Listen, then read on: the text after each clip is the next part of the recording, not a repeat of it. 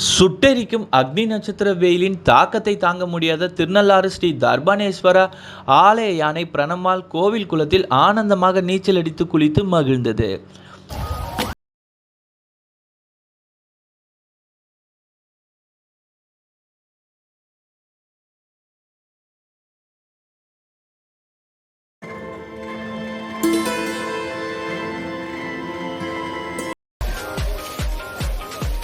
புதுவை மாநிலம் காரைக்கால் மாவட்டத்தில் உள்ள உலக பிரசித்தி பெற்ற திருநள்ளாறு ஸ்ரீ தர்பானேஸ்வரர் தேவஸ்தானம் ஸ்ரீ சனீஸ்வர பகவான் ஆலயத்தில் பிரகிருதி என்னும் பிரணமால் என்ற பெண் யானை உள்ளது.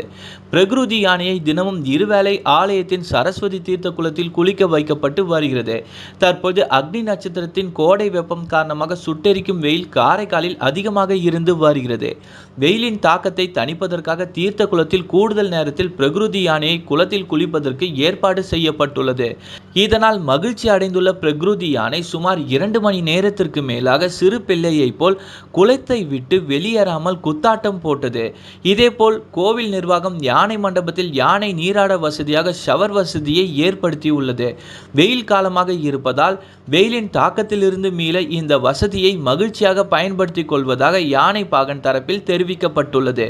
மேலும் காலை ஷவரிலும் மாலை குளத்திலும் என 2 இடங்களிலும் மாறி மாறி குளிப்பதால் பிரகிருதி யானைக்கு அக்னி நட்சத்திரத்தின் சுட்டெரிக்கும் வெயிலின் தாக்கத்தில் இருந்து மீண்டும் குளிர்ச்சியை காண முயல்கிறது.